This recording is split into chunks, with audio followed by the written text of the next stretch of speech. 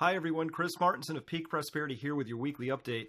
Hey, I missed last week, but good reason. Adam Taggart and I were out on the West Coast delivering our summit, first in San Francisco to a packed audience, and then in Portland, and then in Seattle. And it was great to meet everybody who came out for that. So if you were one of those people, it was just a fantastic time. So what did we talk about? Like, it was 6 hours of material, and we ran out of time. So here's one of the things we talked about. Here's just a sample of the data. Look at this chart. This is a chart of two things. First, showing that China's Beijing Petroleum University has indicated that from all sources, China's production of oil, those are the bottom two parts of that chart, the blue and the red down there, that it peaks this year in 2018. If you understand this chart, you have a good sense of geopolitically what's going to go on. And the second way I've marked up this chart, though, is that top line with the dots on it. That's China's historical petroleum consumption. The gap between what they're producing and those dots, that's what they're importing. China is now the largest importer of oil in the world. And note what is projected to happen by the year 2030. That pink arrow going up shows you how much they're currently importing. It says they're going to expect to double their imports by 2030. Oops, that's just not going to happen. I don't know how that resolves itself either with wicked high prices or a wicked awful war. We don't know. But there's just not enough oil that we can find in the world export market based on projects that are either in flight or didn't get prosecuted as oil companies reeled back just all of their expenditures on upstream oil and gas spend. This is a really important chart, and you should know about it.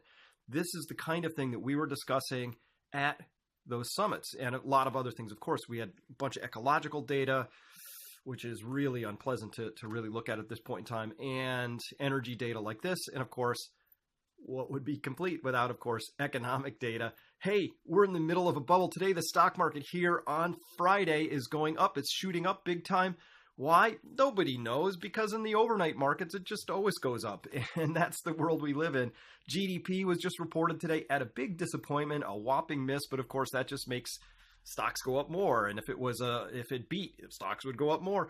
This is an amazing bubble. And when this bubble bursts, we are all going to have to remember to hold the central bankers who created this fully accountable. Yes, Janet Yellen, that's you. Bernanke, yep, we're going to do a clawback on this one. Sorry, Greenspan, your reputation's ruined.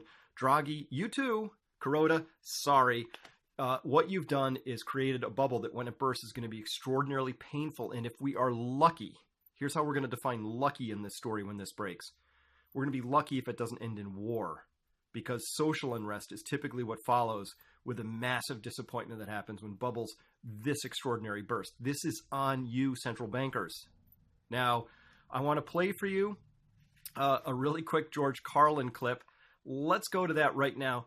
Check this out, because I'm going to get to why this is important in just a second. Here it is. But I'll tell you what they don't want. They don't want a population of citizens capable of critical thinking. They don't want well-informed, well-educated people capable of critical thinking. They're not interested in that. That doesn't help them. That's against their interest. Now, what was George talking about there? This. I've probably asked this question of 10,000 people by now. Every audience, including the ones at the summits I just went to, I asked this one question, which is, how many of you learned about how money is created in the banking system? This includes the central banks, but also the fractional reserve banking. How many people learned how money is created in the system? So far to date, one hand has gone up by one guy who was taking a graduate course in economics at one of those really far left of center, types of liberal arts colleges. That's it, out of 10,000 people. And here's the thing. Any sixth grader can be taught this. Fifth grader, fourth grader, it's not a hard concept. This could easily be taught in school. It would be part of a proper context in education.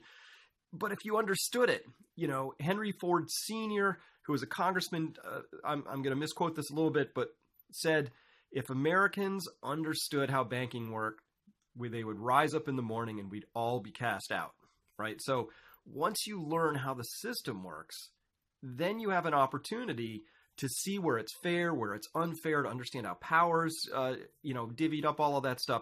This is the system the central bankers are preserving. They are not working in your favor. They are working in the favor of everybody over at Davos.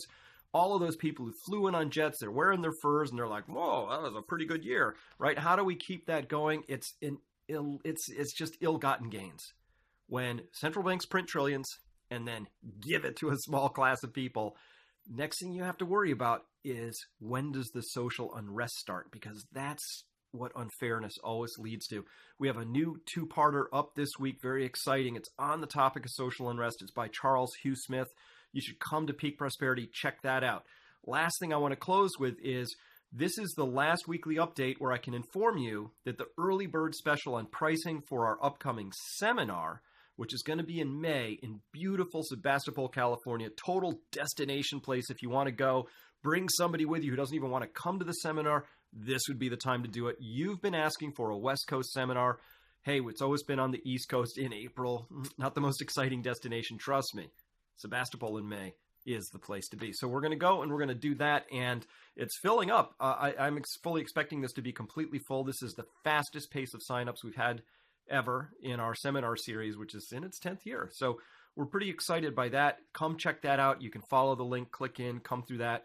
And again, you've got early bird pricing in play till February 1st. So come grab that if you want to come. And we'll be discussing things like that chart that I just showed you of oil production and consumption in China. And that'll just probably be the first morning of the first day. The rest of that weekend is going to be around solution space. What do you do? Where do you put your money? What kind of shape should you be in, and how would you get there? Should you garden? If so, what are you going to plant? What kind of material capital are you going to build in your emotional capital, your social capital? All of these things, that's what we're going to be discussing. And of course, the highlight, the stars of that seminar are going to be you, the people who show up. Always exciting to see everybody come and have these amazing conversations among some very curious, very successful people. So with that, I'm Chris Martenson. I will see you next week.